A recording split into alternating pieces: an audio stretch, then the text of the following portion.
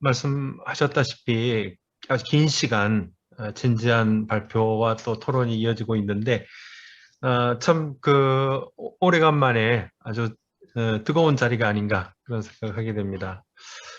또 마침 오늘은 발표자 또 토론자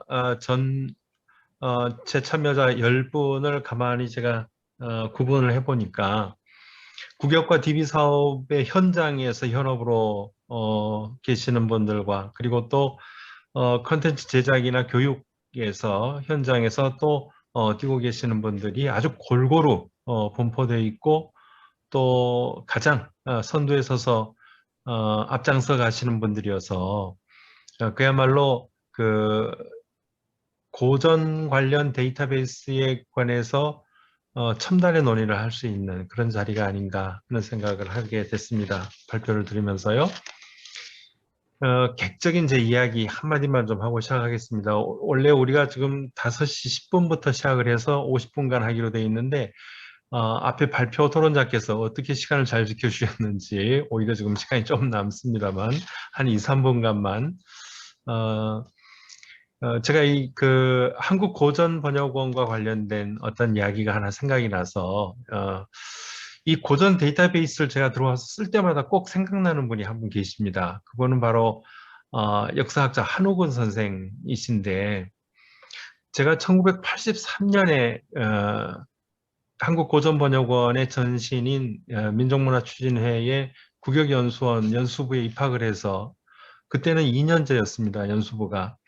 2년간 공부를 했는데 그때 이제 그 한우근 선생이 이 대전회통이라고 하는 책 강독을 일주일에 한 번씩 강의를 해주셨었어요. 그때 한우근 선생은 서울대학교에서 정년퇴임을 하시고 한양대학교 사학과의 그 특임 교수로 와 계시던 때였는데 그 수업 시간에 들었던 이야기 하나가 제가 지금도 기억이 납니다. 당신이 그 해방 직후에 서울대학교 사학과에 이제 편입을 해서 다시 학생이 돼가지고 학부 후반부하고 이제 석사과정을 하시는데 그 무렵에 조선왕조실록을 봐야 되니까 도서관에 들어가서 그 실록, 그것도 사실 이제 일제강점기에 만든 그 영인본이었겠죠. 대출이 안 되니까 도서관의 그 참고열람실에 들어가서 그것을 손으로 베끼셨답니다.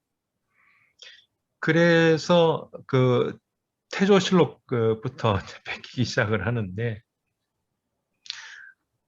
세종실록 베끼고 있다 보니까 전쟁이 나서 더 이상 못했다고 그런 말씀을 하세요. 그 말씀이 지금도 저는 기억이 납니다. 이 번역, 특히 데이터베이스에 들어가서 실록 볼 때마다 한우근 선생이 도서관에 가서 실록 원전을 손으로 베껴서 필사했다는 그 말씀이 가만 따져보니까 그때 이 이야기를 제가 듣던 때가 1983년이니까 선생님의 그때로부터 약 딱 38년이 지난 다음의 이야기였거든요. 그런데 오늘 제가 이 학회를 듣다가 그 1983년으로부터 지금이 얼마나 됐는가를 보니까 38년 됐어요. 그러니까 1983년이 한우근 선생의 학생 시절로부터 딱 중간 위치인데 38년 전 얘기를 1983년에 제가 들었던 그리고 그 이야기를 들으면서 우리는 그래도 얼마나 편하냐.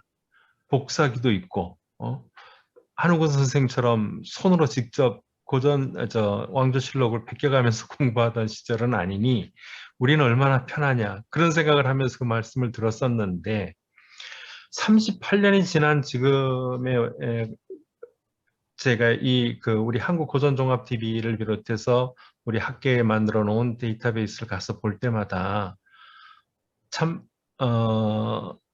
뭐라고 표현을 할 수 있을까? 그 38년 사이의 변화에 대해서 말이죠. 엄청나죠. 뭐라고 말하기가 어려울 정도인 것 같습니다. 그만큼의 변화 속에 우리가 지금 놓여 있는데 막상 그런 생각도 듭니다. 그러면 지금부터 38년 후에 우리 후배들이 38년 전에 우리들을 보면서 어떤 생각을 할까?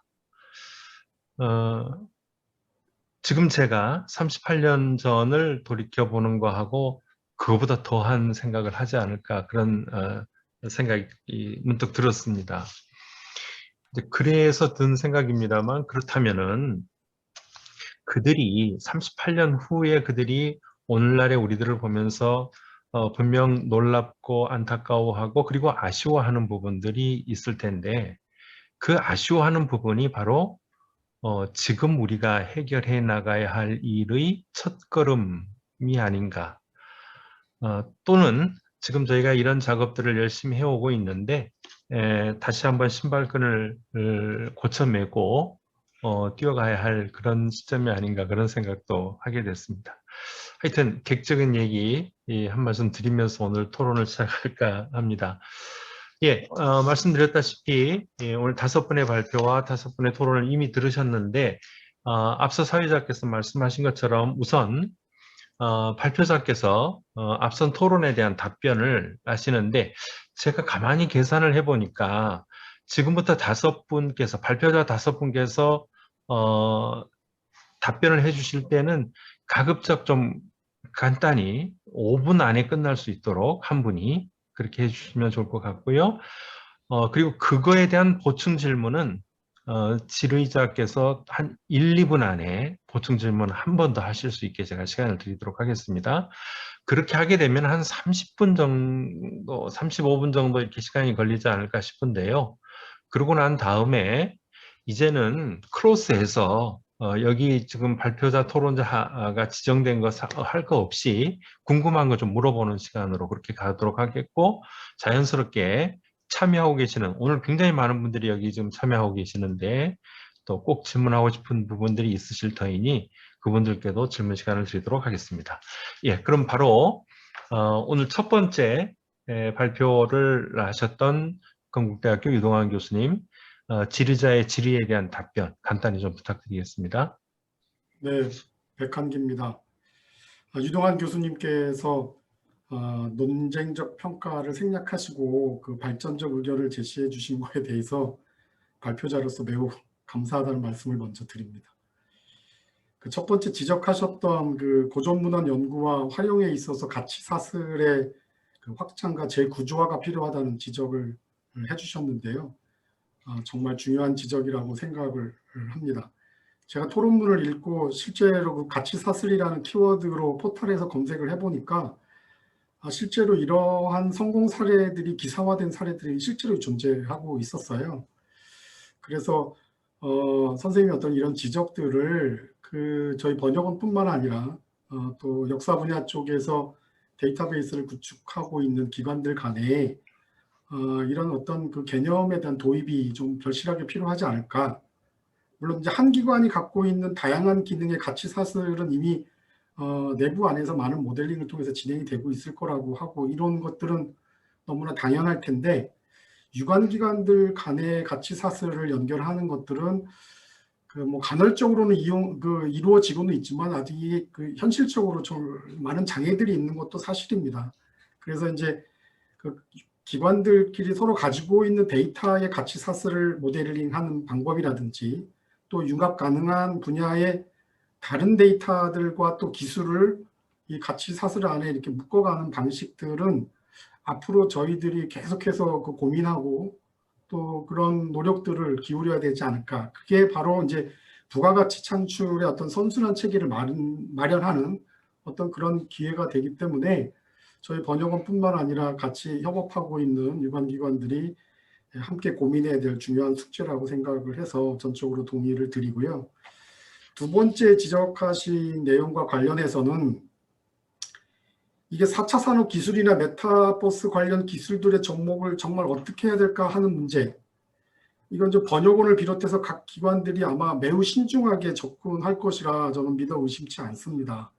각 기관마다 제공하는 데이터의 정체성과 자료의 특성과 서비스의 지향점이 각각 다 다르기 때문에 아마 선별적 접근이 있을 것 같아요. 그리고 아까 이상호 선생님께서 발표에서도 언급했었지만 그 공공성이라는 것과 상업성이라는 거 하는 거의 그 경계에서 과연 이 공공기관이나 국가기관이 어디까지 할 것인가 하는 문제들은 충분히 늘 고민거리가 될 것 같습니다. 그래서 저희 기관도 이런 부분이 좀 취약하기는 한데 이를테면 인문학 마인드를 갖고 있는 개발자 아니면 IT 기술을 갖고 있는 인문학자 이런 어떤 그 인력 양성 내지는 그런 인력의 확보들이 향후 기관들에 있어서 정말 갖춰야 될 중요한 요소가 아닌가.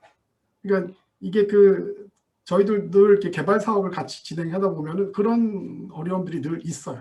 그래서 데이터에 대한 충분한 이해가 있으면서 기술력이 있는 그런 어떤 그 인력의 확보들은 모든 기관들이 저희 특히 번역원에서는 그런 인력들이 더 필요하고 다른 기관도 물론 마찬가지겠습니다만 그런 면에서 이제 두 번째 지적에 대한 노력들을 해야 될 거라는 생각이 좀 들고요.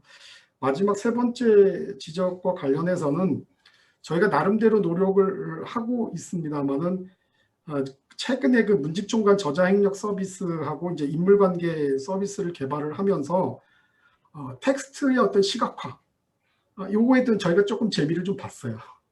그래서 이제 그 행력 서비스 같은 경우 이렇게 보시면 알겠지만 데이터를 다 분절을 해서 그 주제값을 다 부여하고 하니까 정말 재미있는 데이터가 만들어지는 것을 저희가 봤기 때문에 실제로 이러한 노력들은 그 이용자들에게 어떻든 그 정보 제공 외에 재미를 부여하는 그런 어떤 그 옵션으로 충분히 작용할 수 있겠다라는 생각을 해봅니다. 그래서 아까 제가 발표에서도 말씀을 드렸지만 빅데이터 분석 기술 같은 경우는 저희가 좀 적극적으로 도입해 볼 필요가 있겠다. 그 텍스트 안에 담겨져 있는 의미들을 그냥 그 텍스트를 찾아서 주는 게 아니라 그 본문에 담겨져 있는 의미를 어떻게 전달할 건가 하는 거는 그런 시각화 서비스를 통해서 가능할 것 같아요. 그래서 이제 그런 부분들은 저희가 충분히 노력을 할 거고, 그다음에 이제 마지막에 그 말씀하셨던 그 문화콘텐츠닷컴의 어떤 그 협업 부분들은 제가 이제 현직에 남아있을 시간이 별로 없어서 그건 이제 우리 그 후배 우리 직원들하고 같이 상의를 해서 혹시 그런 부분에 어떤 돌파구를 마련할 수 있는지는 아마 적극적으로 좀 검토할 수 있도록 그렇게 해보겠습니다. 감사합니다. 예, 고맙습니다. 백한기 선생님. 아유, 참 정년이시라고요, 벌써? 네. 정말 고생 많이 하셨어요. 그동안에 정말 털을 잘 닦으셨고. 네, 유동환 선생님, 1분만 드릴게요.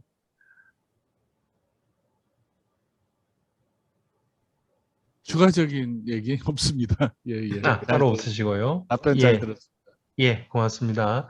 그러면 여기까지 일단은 마무리 먼저 해놓고요. 그러면은 두 번째 발표에 대한 그 토론이 있었는데 그에 대한 답변을 우리 최수 교수님 네, 좀 간명하게 해주시기 바랍니다. 예, 알겠습니다. 예.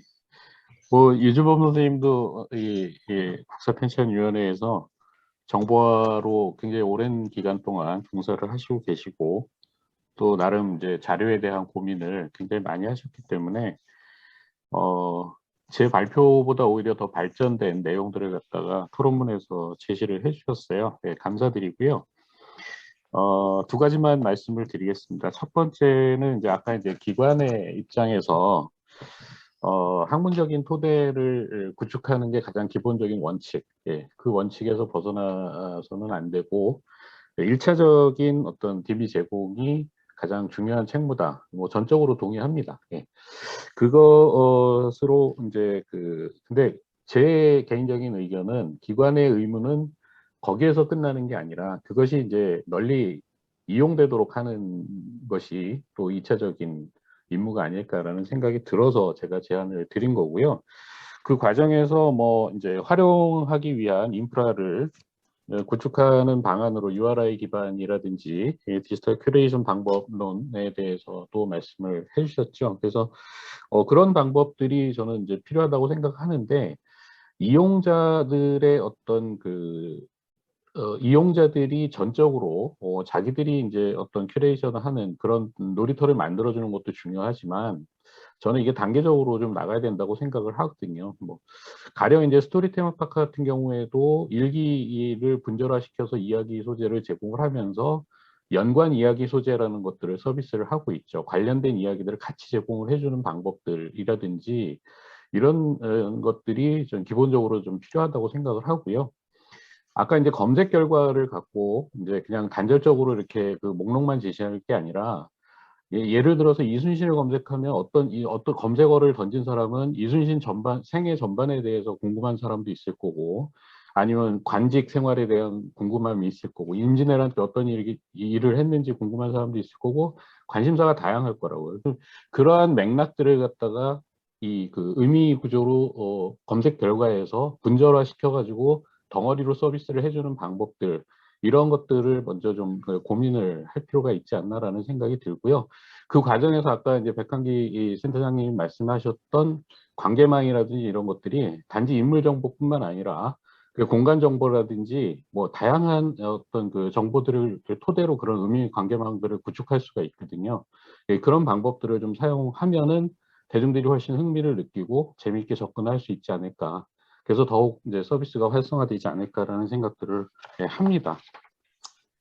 두 번째는 이제 분류의 문제인데, 기존에 지금 이제 그 서비스되고 있는 방법을 폐기하자는 말씀은 아니고요. 그거는 그거대로 의미가 있는 것들이죠. 근데 저는 뭐 한 20년 전에 이미 뭐 이용자 개인 맞춤형 서비스 뭐 이런 시도들이 있었는데 지금은 거의 안 하고 있잖아요. 그러니까 저는 이제 접속한 사람이 접근 방식을 결정할 수 있는 방법들을 좀 제공을 해줬으면 좋겠다는 생각이에요. 그러니까 전문 연구자들은 전문 연구자들로서 기존의 방식이나 검색을 통해서 충분히 접근할 수 있지만, 대중들의 접근 방식은 그걸 통해서 접근하기가 좀 어려운 상황이기 때문에 그들을 위한 방식들로 만들어서 그들이 선택해서 그것을 갈 수 있도록 해주는 방식을 같이 해주면 어떠냐라는 의미에서 말씀을 드린 겁니다. 예. 뭐 제 의견은 이 정도로 말씀을 드리겠습니다. 예. 예. 자, 그러면요. 질문하셨던 우리 유준범 선생님. 예, 뭐 보안에서 드릴 말씀 따로 없습니다. 네. 예, 그렇습니까? 예. 잘 들었습니다. 네. 네.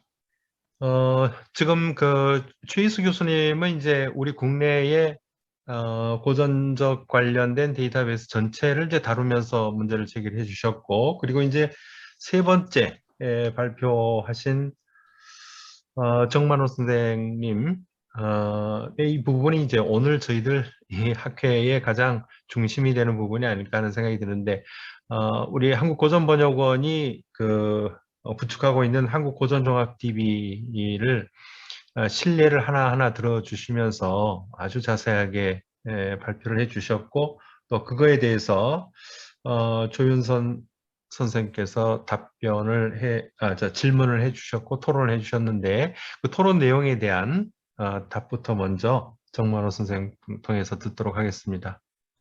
예, 먼저 조윤선 선생님께 감사드리고요.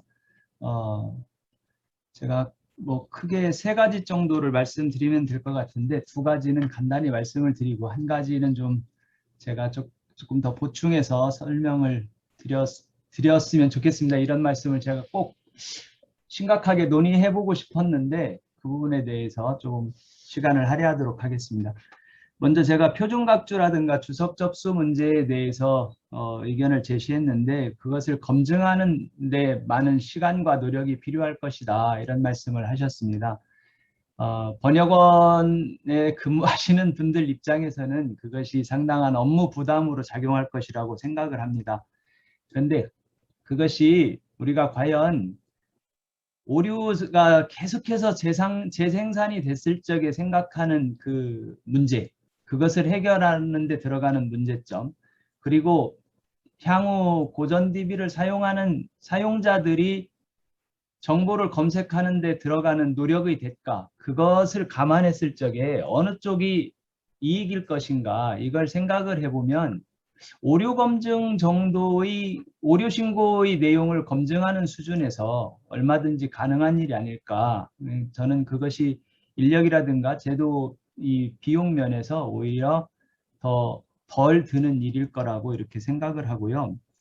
그다음에 번역문의 오류 수정 문제를 말씀을 하셨는데, 그 부분은 제가 그 전에 다른 논문에서 말씀을 드린 적이 있습니다. 이게 고전종합 DB가 가지고 있는 문제점이 여러 가지가 있는데 그 문제점을 근원적으로 해결할 수 있는 것은 막대한 예산을 투자를 해서 고전종합TV가 가지고 있는 고전종합TV에 들어있는 데이터를 모두 검증하는 거죠. 그런데 그건 불가능하겠죠. 그거 시간도 그렇고 예산도 불가능하고 그렇게 한다고 해서 그러면 오류가 하나도 없이 해결될 것이냐? 그럴 수 없거든요.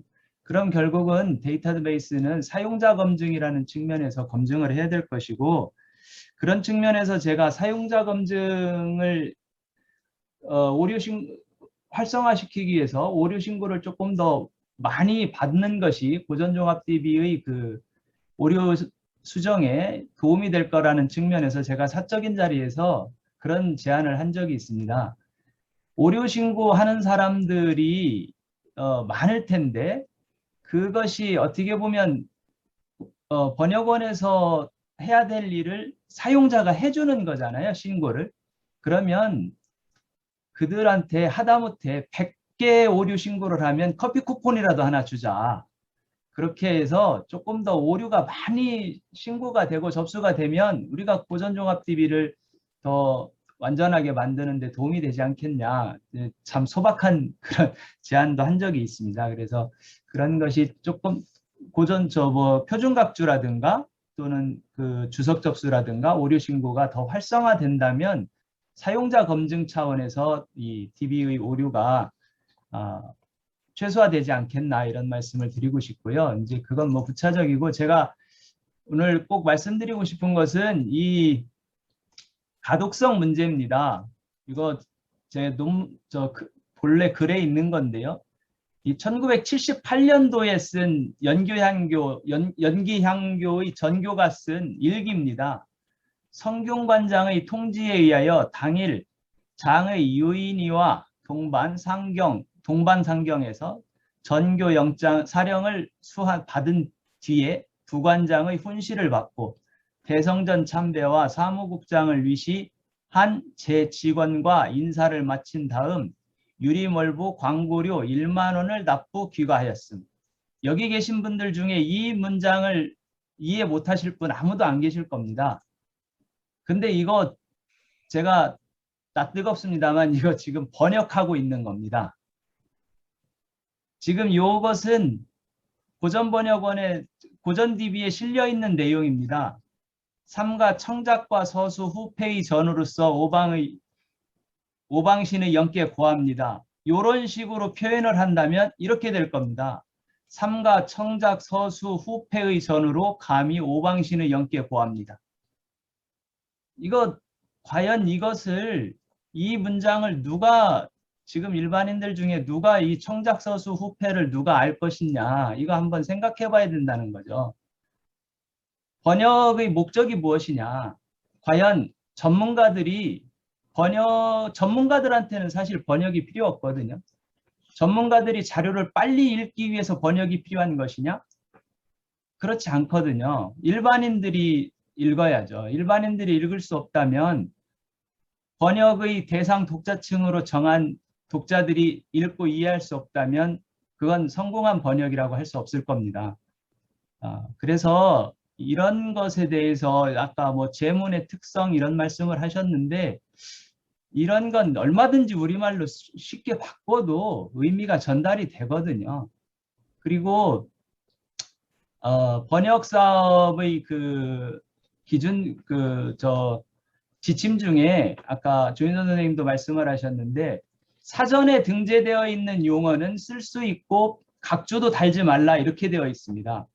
그런데 우리가 사실상 사전에 등재되어 있지 않은 말은 거의 없습니다. 사전 찾아보면 다 나옵니다. 인명도 나오고 사건도 나오고 뭐 인터넷에 찾아보면 다 검색이 됩니다. 그러면 독자를 위해서 번역자가 해줄 수 있는 것은 무엇이냐? 결국 토 달아주는 것밖에 될 수가 없습니다. 이 문제에 대해서는 번역원에서도 조금 더 심각하게 생각을 좀 하셔서 지침을 좀 바꾸셔야 되는 거 아닌가. 이건 사실은 번역이 우리가 우리를 위해서 번역하는 거 아니거든요. 지금 그 컨텐츠 개발에 대해서도 말씀을 해주시고 그랬는데 그리고 구현수 선생님께서 저 38년 뒤에 독자들은 어떻게, 이제 이용자들은 어떤 생각을 할 것인가, 그 말씀까지 해주셨는데, 지금도 이걸 읽기가 어려운데 이런 번역이 계속된다면 사실 38년 뒤에는 우리가 번역자로서 38년 뒤에는 얼굴 들기가 어렵지 않겠나, 그런 생각까지 들거든요. 그래서 조금 더 정말로 글쎄 뭐 진보 보수라는 말이 좀 정치적인 말처럼 들리지만 정말로 진보적인 그런 번역을 지향해 나가야지, 계속해서 이런 번역으로 간다면. 그래서 이제 제가 한 가지만 마지막으로 제안을 드리자면, 번역 성과를 평가할 적에 가독성 부분은 전문가 집단이 평가할 게 아니라 일반인들을 참여시키는 방안을 한번 강구해 보면 어떨까, 그런 생각이 듭니다.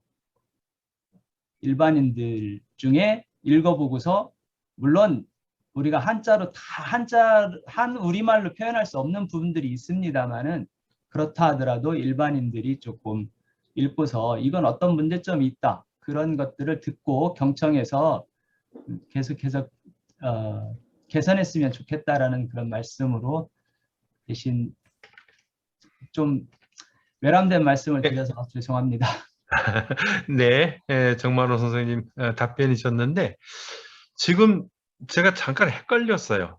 정만호 선생님이 발표자인지 토론자인지가 사실은 조윤선 선생님 토론자인데 위치가 좀 바뀐 것 같은 생각이 들어서, 그리고 또 지금 사실 오늘은 이제 우리가 그 고전종합 DB를 놓고 하는 토론, 발표와 토론이긴 합니다만, 어차피 하다 보니까 결국 번역에 대한, 국역에 대한 근본적인 문제까지 다시 질문하게 되는 것 같습니다.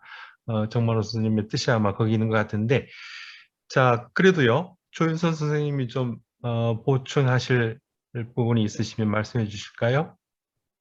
네, 아니 뭐 다 옳은 지적이시고, 이런 여러 이제 방면에서 이런 지적들이 번역원 내부에서 이제 같이 논의하고 공유하고 그러면은 더 발전적인 방향으로 나갈 수 있을 것 같아서, 뭐 얼마든지 이런 의견들은 제시해 주시면 감사하게 받아들여야 될 것 같습니다. 감사합니다. 네, 예.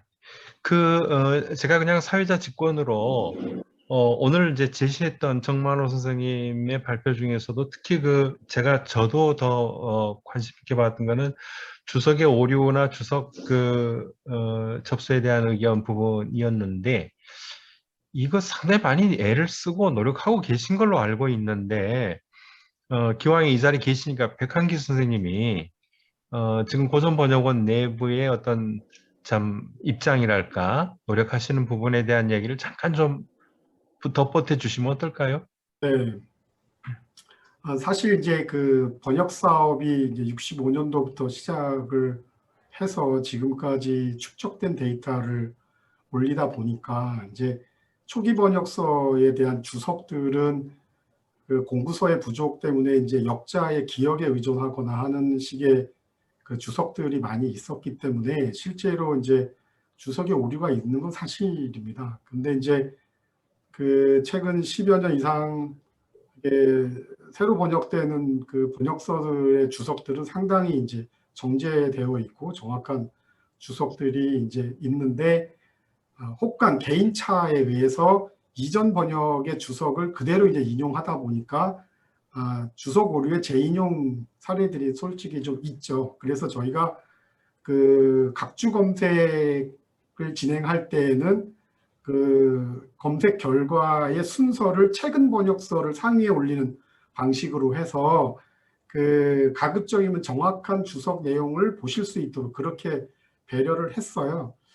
그런 측면이 하나 있고, 또 하나는 이제 저희가 그 내부 역자들과 번역원 연구자들만을 위한 그 어휘 정보 검색 서비스를 현재 내부적으로 운영을 하고 있는데, 이제 그 어휘 정보하고 그다음에 그 고전용어 시소로스에 대해서 정만호 교수님도 많은 지적을 하셨는데, 그게 지금 미완의 그 데이터고요. 그 안에는 이제 지적하신 것처럼 많은 손길이 좀 필요한 거는 사실입니다. 근데 이제 고전 용어 시서로스하고 각주의 그 각주 용어하고 저희가 내부적으로 지금 그 정제하고 있는 고전 용어하고 이런 부분들을 그 함께 이제 통합해서 한번 그 정리하는 작업들 또 이런 것들에 대한 그 기획들이 번역원 내부 안에서 좀 진행되고 있습니다.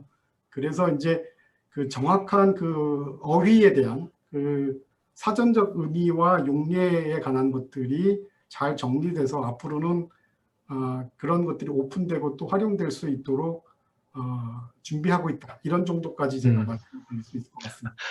예, 갑자기 제가 답변을 부탁드렸고요. 커피 쿠폰은 좀 준비하셔야겠어요. 어쨌든 그래야 될 그래도. 것 같습니다. 네.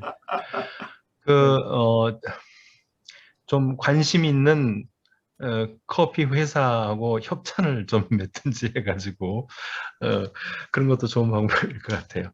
예, 그러면요 네 번째 발표로 넘어가겠습니다. 지금 그 이상호 선생님 발표에 대해서 신광철 한신대 교수님이 토론해 주셨는데 한국국학진흥원의 이상호 선생님, 자 질의에 대한 답변 좀 부탁드릴까요? 좀 간단히 좀 해주세요. 예.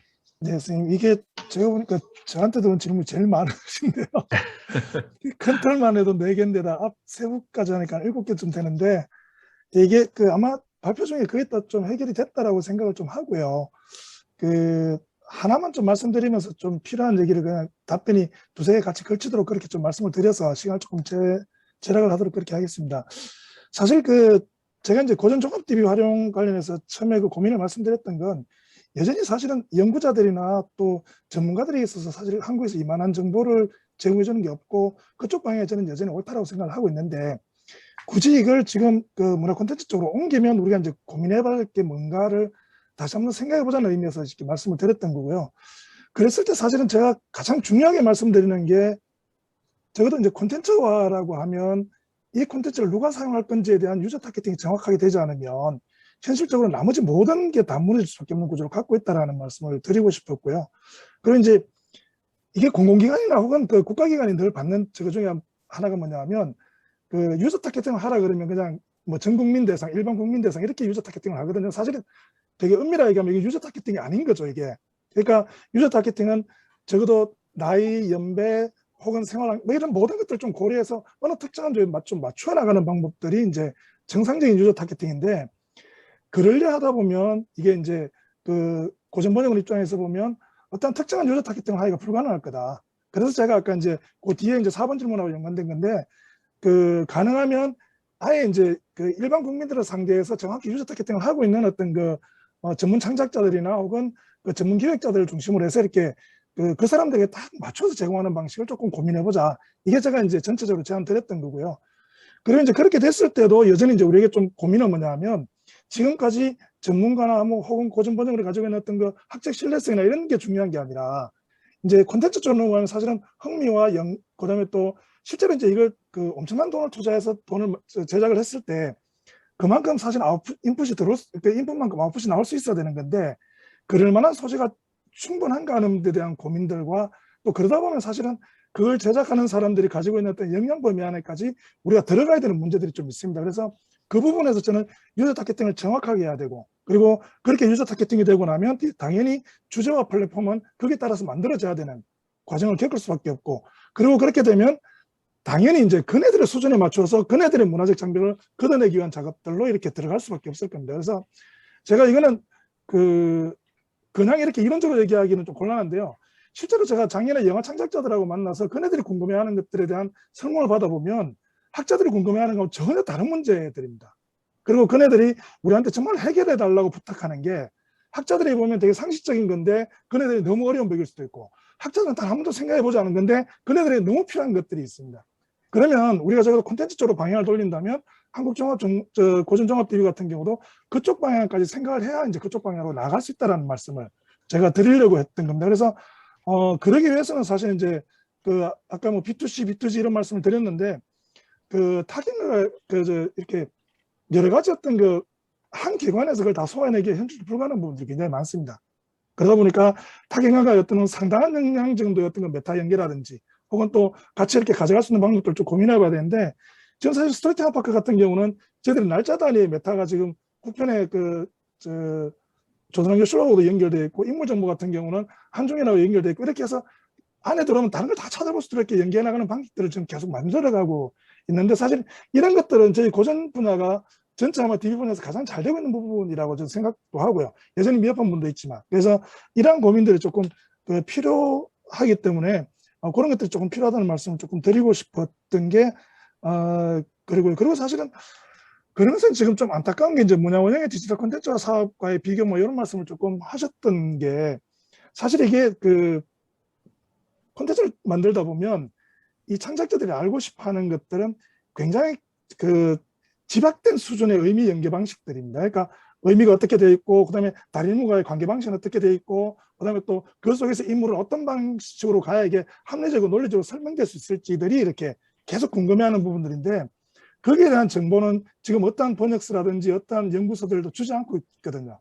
이 부분들을 우리가 이제 어떻게 만들어낼 건가 하는 부분들이 향후에 이제 우리가 콘텐츠로 간다고 했을 때 고민해야 될 영역이고, 그 부분이 이제 사실은 디지털 문화원영 사업 같은 경우는 분절되고 단절된 정보 제공하는 과정에 사실 그런 것들이 불가능했었던 영역들이 좀 있고요. 실제로 이제 국가진흥원이 그러면 정말로 이렇게 이 문화의 장벽을 낮추기 잘하고 있냐라는 부분에 대해서는 저도 여전히 아직도 고민이거든요. 우리 것도 여전히 어렵다고 하시는 창작자들 너무 많고요. 그리고 또 그네들 위해서 한 단계 더 강화하는 작업들을 어떻게 할지에 대한 고민들이 지금 계속 이루어지고 있고, 그러다 보니까 차라리 데이터를 주는 방식보다는 아예 이제 교육 연수라든지 혹은 어떤 다른 컨퍼런스는 이런 쪽으로 이렇게 방향을 틀어가는 방법들까지 고민하게 되는데, 이런 것들까지가 이제 전체 하나의 털그리 속에서 좀 고민되었으면 좋겠다라는 말씀을 드리는 걸로 제가 전체 그냥 뭉뚱그려서 답을 해야 될 것 같습니다. 네, 고맙습니다. 예, 고맙습니다. 답변을 해주셨는데 신광철 교수님 좀 보완해서 질문하실 게 있으시면 해주시죠. 예, 뭐 발표하실 때 이미 충분히 답변을 주셨고 충분히 공감하게끔 말씀을 해주셔서 특별히 드릴 말씀은 없는데요. 한 가지만 첨언을 하면, 그러니까 창작자들이나 유저들은 데이터베이스를 통해서 장면을 보고 싶어 한다고 볼 수가 있거든요. 그래서 어떻게 본다면 데이터베이스를 통해서 미장센까지 이어질 수 있도록 혹시 다리를 놔줄 수 있겠는가, 이게 이제 앞으로의 과제가 될 것 같습니다. 하여튼 이상호 선생님 발표 많이 배웠고 또 앞으로 방향에 도움이 될 것 같습니다. 감사합니다. 네, 고맙습니다. 제가 들은 바에 제 소감을 간단히 말씀드리자면은, 이제 한국고전번역원이 있는가 하면 또 지금 이상호 선생님 계시는 국학진흥원 같은 기구들이 또 조금은 다른 성격을 가지고 지금 신 교수님이 말씀하신 그런 역할을 해나가면서 정말 이 안에서 협업 구조를 만들어 놓게 되면은 일반 이용자들에게 여러 경로를 제공해 줄 수 있는 것은 아닐까 생각도 듭니다. 예, 고맙습니다. 자, 그러면은 오늘 마지막 발표하셨고 정말 또 중요한 문제를 오늘 다루어 주셨는데, 한국대학교 허철 선생님의 발표에 대해서 김영옥 선생님이 토론을 해 주셨고요. 자, 그 토론에 대한 허철 교수님의 답변부터 먼저 좀 듣겠습니다. 네, 안녕하십니까. 네, 감사합니다. 저는 아마 역통 사업, 고전책 전산 사업에서 20년 정도 전부터 사업을 밑에서 일을 했던 것 같으니까, 처음에 도서관 가서 복사도 해보고 전적 입력도 해보고 교감도 해보고 여러 가지 일을 밑에서 하다 보니 사실 기획자 입장은 아니었거든요.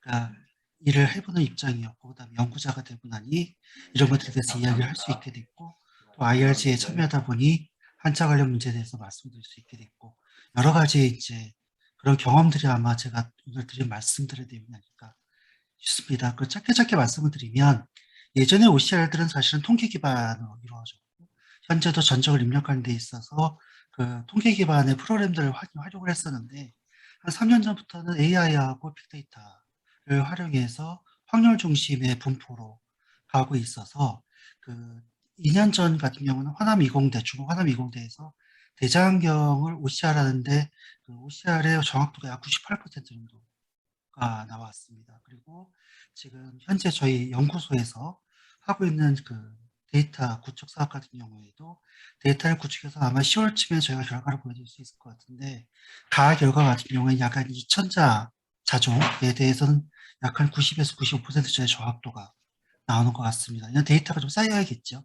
데이터가 좀 더 많이 있어야 되겠지만, 제 생각에는 지금 저희 예상으로는 약 3,500자, 그러니까 저희가 문집총괄 전체를 빈도를 다 조사해 보면 약 3,500자 정도가 99% 정도가 되거든요. 그 3,500자에 대해서만큼은 아마 정확도가 꽤 올라가지 않을까 싶습니다. 물론 여기에는 판본의 상태가 굉장히 중요한 영향을 미칠 거라고 생각이 듭니다. 하지만 그렇다 할지라도 저희가 기본적인 데이터를 구축하고 거기에 관련된 알고리즘 개발하고 또 저희가 또 그것을 개방할 예정이 있기 때문에 나중에 관련 연구자 선생님들께서 관심 가지고 보시면 좋지 않을까 싶습니다. 그 다음 두 번째가 2차자 문제인데, 사실은 아까 그 김영호 선생님 말씀하신 2차자 사전, 번역원에 있는 2차 사전 같은 경우에 제가 참여했었고 또 거기 관련된 이론이나 이런 것들을 또 제가 만들어내긴 했었지만, 사실 그 당시에는 아직은 좀 덜 성숙된 논리들이나 이론이 적용이 많이 됐었습니다. 그러니까 그 이후에 고도화 사업을 계속 거쳤어야 되는데, 사실 번역원의 예산적인 측면, 그 다음에 여러 가지 일 때문에 그것들이 계속해서 구축이 고도화되거나 축적되지 못하고 예지에 만드는 상태로 그대로 머물러 있는 상태이기 때문에 사실은 저 개인적으로 굉장히 안타깝습니다. 하지만 이런 것들이 좀 필요하지 않을까라고 생각이 듭니다. 왜냐하면 이 사실은 아까 말씀하신 한자 입력이라고 하는 건, 출력이라고 하는 건 고전주 정보에서 아주 가장 기본이 되는 베이스거든요. 근데 그 베이스 자체가 지금 굉장히 문제가 많다는 거죠. 그러니까 그런 면에서 앞으로 이런 사업들은 조금 더 저희 관심을 가지고 좀 지원해 주시는 분들이 많이 생겼으면 좋겠다라고 생각이 됩니다. 그 다음에 아까 말씀하신 그 안에 들어있는 그림이라든가 표라든가 메타 정보라든가 이런 것들에 대해서는 기관마다 좀 달라요. 그게 가장 큰 문제인 것 같습니다. 기관마다 다르기 때문에 이 기관들이 다른 것들을 하나의 정보로 묶어서 저희가 연구에 활용하거나 어떤 다른 면에 활용하기가 상당히 어려운 구조로 되어 있습니다. 아까 뭐 어휘망 같은 것도 말씀하셨는데, 그런 것들을 하기 위해서라도 사실은 필요한 거고, 또 그 이전에 더 필요한 건 뭐냐면 한자 관련 정보뿐만 아니라 사실은 한문이라고 하는 언어에 대한 기본적인 연구 자체가 필요한데, 그 연구가 지금 거의 우리나라에서 이루어지지 않다는 겁니다. 그러니까 모든 언어들은 사실은 형태 분석이라든가 구문 분석이라든가 엔티티 구축이 다 돼 있죠. 그리고 그것들을 활용하기도 합니다. 물론 최근에 AI 기술을 가지고서는 그것들을 자동으로 처리할 수 있다고 하지만, 자동으로 처리한다 할지라도 그 기본적인 것들이 있어야 되거든요. 근데 저희는 사실은 그 기초가 없어요. 없기 때문에 그것들을 중국의 것을 갖다 쓰거나 하는 방식을 따르고 있어서 그것들은 상당히 앞으로 더 큰 문제가 될 수 있다라고 생각이 됩니다. 그래서 이런 부분에 대해서 말씀을 드려야 될 것 같고, 그 다음에 사용자 층에 대한 부분들, 그러니까 일반 사용자와 연구자와 그 다음에 그 다음 사용자들, 전 이것들을 나누기 위해서 필요한 것들이 아까 말씀드렸듯이 그 여러 가지 검색 방법들, 메타 검색이라든가 뭐 그걸 넘어서서 시멘틱 검색이라든가 혹은 의미 정보 검색이라든가 이런 검색들을 다루는 것도 중요하지만, 그것들을 검색하기 위해 최대한 이제 검색이라고 하는 깔때기처럼 내가 원하는 정보를 가장 정확하게 찾아줄 수 있는 정보가 되어야 되잖아요. 그러기 위해서 필요한 여러 가지 검색 조건들에 대한 것들도 연구가 되어 있다고 생각을 합니다. 그리고 사용자 개별 맞춤형으로 들어갈 수 있는 것들이 얼마든지 지금은 가능한 상태여서 어떤 사용자가 무엇을 검색하면 그 사람의 관심사가 무엇인지를 파악하고 파악한 정보에 의해서 출력값을 내놓는, 사실은 이런 것들은 일반적으로 지금 많이들 하고 있는 건데, 저희 데이터베이스에서는 지금 그런 그 시멘틱 검색 이런 것들이 아직 구현이 안 돼 있는 상태거든요. 한자에서도 마찬가지입니다. 그러니까 어떤 한자를 검색했을 때 그 한자 관련된 한자들 같이 검색해 준다거나, 자의를 가지고 검색했을 때 그 자의와 똑같은 자의로 쓰인 것들을 같이 검색해 준다거나, 이렇게 해서 의미 정보로 검색할 수 있는 이런 것들도 연구의 필요성이 있다. 그리고 그 연구의 필요성을 어떻게 하면 구현해낼 것인가에 대해서는 사실은 굉장히 다른 언어에서 이미 많이 하고 있는 방법들이 있기 때문에, 그거에 대해서 저희 커스터마이징 하는 방법들이 더 앞으로 좀 노력이 돼야 되지 않을까라고 생각을 합니다. 네, 이상 짧게 답변 마치도록 하겠습니다. 감사합니다. 예, 허철 선생님 답변을 들었고요. 토론해 주셨던 고려대 김영옥 선생님, 예, 보충해서 하실 말씀 있으시면 좀 해주시죠. 네, 충분히 공감하고 있는 문제에 대해서 정확하게 진단을 해주시고 답변을 해주셔서 너무 감사합니다. 저는 추가 질의는 없습니다. 고맙습니다. 예, 고맙습니다. 네, 그러면은요, 지금 5분의 발표자와 또 5분의 토론자의 보충 질문과 토론까지 마쳤는데, 뭐 남은 시간이 그저 한 10분 정도 되는 것 같습니다. 여러 질문들이 있을 수도 있고 해서 되는 시간까지, 시간이 되는 데까지만 질의 응답 시간을 가져볼까 합니다. 먼저 우리 질의응답자 가운데서 혹시 좀 크로스해서 아무 분에게나 꼭 좀 물어보고 싶은 게 있으실까요?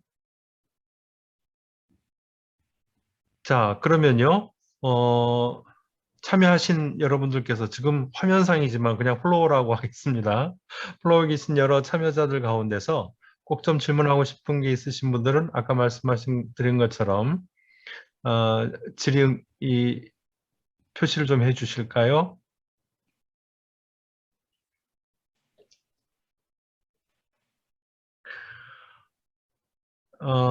남지만 선생님, 지금 혹시 그 질문이 접수된 게 있습니까? 예. 허철 선생님께 질문 예. 들어온 게 하나 있습니다. 예. 채팅에 있는 거죠? 예. 예. 이 문제는 아까 이체자하고 관련되어서 재밌는 질문인 것 같습니다. 제가 보기에도. 허철 선생님 혹시 확인이 되셨습니까? 네네. 예, 간단히 좀 답변 좀 해주실까요? 일단 이미숙 선생님께서도 말씀하셔서 말씀을 드리면 OCR 기술은요, 인공지능 OCR 기술은 아까 제가 3,500자라고 한정지어서 말씀드렸는데 이게 이제 데이터가 얼마큼 있냐에 따라서 OCR 기술의 속도가 달라집니다. 그렇기 때문에 사실은 저희가 한자를 약 8만 자 정도로 봤을 때 아직은 사실은 완전한 형태는 아닌 거죠. 하지만 저희가 이제 그것을 개인이라든가 이런 걸 활용하게 되면 조금 더 확률을 높일 수 있는 방법은 나올 수 있을 것 같아서 저희가 나중에 그거는 좀 개발을 한번 고민해 볼 문제라고 생각들고요. 그 다음에 질문하신 박 선생님께 좀 답변을 드리면, 박 선생님께 말씀을 드리면, 저는 이거는 국가 언어 정책의 문제라고 생각이 듭니다. 그러니까 예를 들어서 저희가 간화자를 쓰는 것, 저희 간체자라고 많이 표현하는데 사실 간화자가 맞는 표현이죠. 그 다음에 대만의 통용 국자, 그 다음에 홍콩의 국자, 자형들이 사실은 좀 다르거든요. 근데 자형들이 다른 것을 우리나라 자형으로 치환하는 문제, 이거는 국가 정책에서 어떤 규정을 내리느냐에 따라서 달라지는 형태가 생각이 됩니다. 특히 언어 문제에 있어서 우리가 이제 북경이라고 표현하지 않고 베이징이라고 표현하거나 모택동을 마오쩌둥이라고 표현하는 것이 국가 언어 정책이 결정되어 있는 것처럼 마치 이 한자의 글자를 보여주는 문제도 그 국가에서 표기하는 것을 따를 것이냐, 아니면 그게 한자라는 속성이 같기 때문에 우리가 그것을 우리식으로 정자를 치환할 것이냐, 이 문제는 언어 정책에서 분명히 결정이 나 있어야 되는 상황이라고 생각이 들어서 제가 그냥 딱 답변을 딱 드리기는 어려운 문제라고 생각이 들고요. 우리나라 같은 경우도 국어사 필수 국어대사를 보면 통용자라고 해서 널판자 대 판자 같은 경우는 나온 목자가 쓰인 것과 다른 글자가 쓰인 것 한 3가지 정도를 통용해서 쓰면서 슬래시로 표현하면서 다 쓸 수 있다 이렇게 표현하고 있거든요. 그러니까 사실은 어떤 꺽쇠 표시를 한 다음에 일본의 표기는 이런 표기, 중국의 표기는 이런 표기라고 국어 사전에 따로 표기를 해주는 방식도 저희가 고려해 볼 수 있지 않을까라고 생각은 듭니다. 네. 혹시 이 문제에 대해서 지금 그러니까 우리 언어 정책상으로도 이 부분이 전혀 정리가 안 돼 있다는 얘기인가요? 네, 자형상으로는 정리가 안 돼 있습니다. 자형상으로 정리가 안 돼 있고 한글로 표기할 때 그것을 원어대로 읽는다라고만 돼 있어서 모택동이라고 읽어야 된다라는 거죠. 그래서 표기는 우리가 흔히 하는 우리의 글자, 정자 글자로 모택동이라고 한자 표기를 해도 상관없고 그거를 간화자로 표기를 해도 상관이 없게 돼 있습니다. 네. 그런 부분도 있고 여기 지금 질문하신 박선영 선생이 어느 분인지 제가 잘 몰라서 그냥 씨라고 했습니다. 바위암자가 이제 이체자가 있는데 그 암자가 특히 이제 일본의 암수현, 이와떼현이라고 하는 데죠.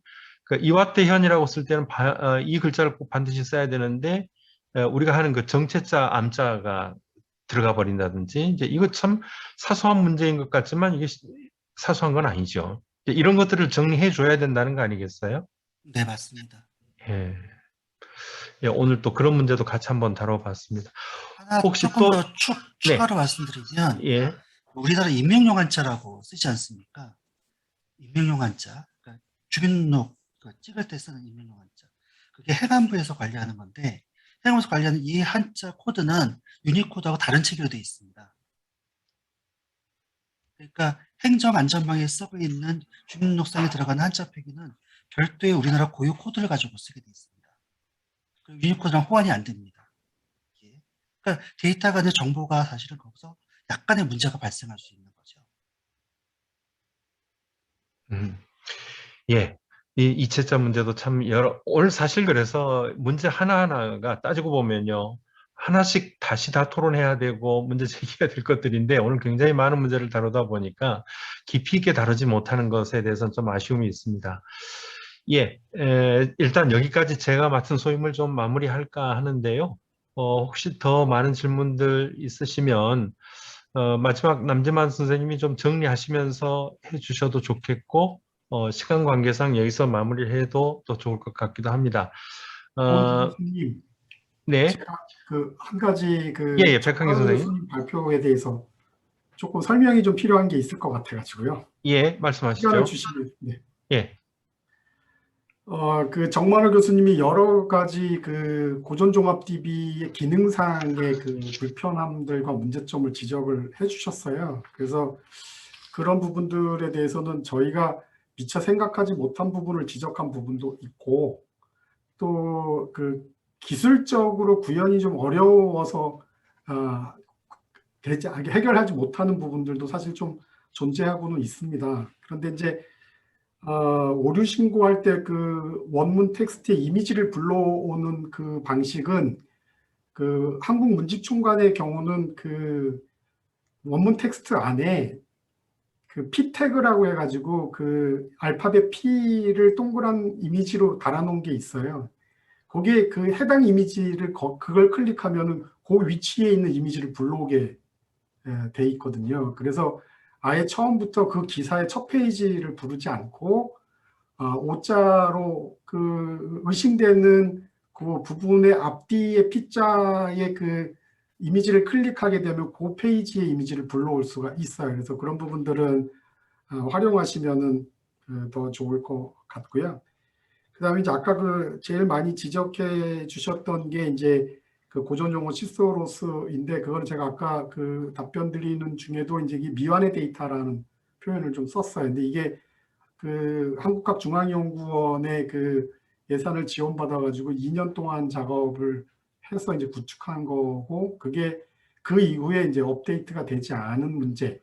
아까 그 허철 선생님 말씀하신 그 이체차 검색 사이트와 같은 형태예요. 그러니까 사업을 의미 있게 시작했는데 이제 예산 지원이 끊기면서 그 데이터를 업데이트하지 못하고 현재 이제 그 상태로 머물러 있는 사이트이다 보니까 이제 데이터상의 문제들이 현재 존재하는 건 사실이에요. 그래서 아까 그 이황의 그 관계망을 보여주셨는데 이제 그런 것들이 관련 정보가 분명히 있어서 추출을 했는데 관계의 속성을 정의하지 못하니까 이게 왜 이 사람하고 관련됐는지에 대한 정보를 못 주는 그런 문제가 있어요. 그런데 이제 저희가 최근에 오픈한 그 인물 관계 정보에는 그런 속성 값을 부여를 해줘서 이 사람 A라는 사람과 B라는 사람의 관계가 어떤 속성 값이 있는지를 이제 구현해 주고 있거든요. 그래서 그런 부분처럼 이렇게 자꾸 데이터는 진화되고 또 기술 개발에 도움을 받아서 좀 더 이렇게 편리한 서비스를 제공하고 있다.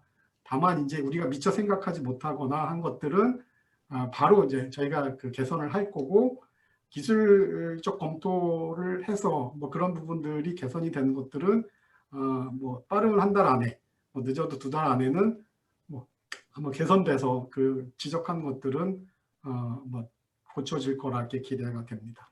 이 정도 답변은 좀 드려야 될 것 같습니다. 네, 예, 고맙습니다. 자, 그러면 제 소임을 여기서 말씀을 드리자면 예, 제가 정만호 선생님. 발표 처음에도 말씀을 드렸는데 제가 문제점을 지적해달라고 말씀을 하셔서 오게 하셨습니다. 네, 좋은 지적이십니다. 네. 죄송합니다. 예. 오늘 그 한국 고전종합TV 구축 20년을 기념해서 하는 학술대회에 할 이야기들이 이제 많이 만들어진 것 같습니다. 이런 것들을 문제 삼아서 하나씩 해결해 갔으면 좋겠고요. 요즘 문화 콘텐츠 쪽에서는 홈페이지 시대는 갔다 그런 얘기를 합니다. 그럼 홈페이지를 대신할 게 뭘까? 이제 흔히 이제 플랫폼을 많이 얘기를 하는데요. 우리 한국고전번역원에서의 이 한국고전종합DB는요. 홈페이지를 대신할 수 있는 그 엄청난 플랫폼이라고 저는 생각을 합니다. 뭐 제가 감히 말씀드리자면 한국고전번역원의 어떤 그 시스템 자체가 한국고전종합DB를 만들고 관리하는 쪽으로 집중을 해도 될 거다. 그런 생각이, 이거 하려면 모든 거 다 하게 되니까요. 그리고 또 이게 얼굴이고요. 이제 홈페이지가 얼굴이 아닙니다. 이게 얼굴이 될 겁니다. 전문가가 됐건 또는 일반 그 사용자가 됐건 간에요. 그런 생각을 하면서 제게 맡겨진 좌장의 소임을 마치도록 하겠습니다.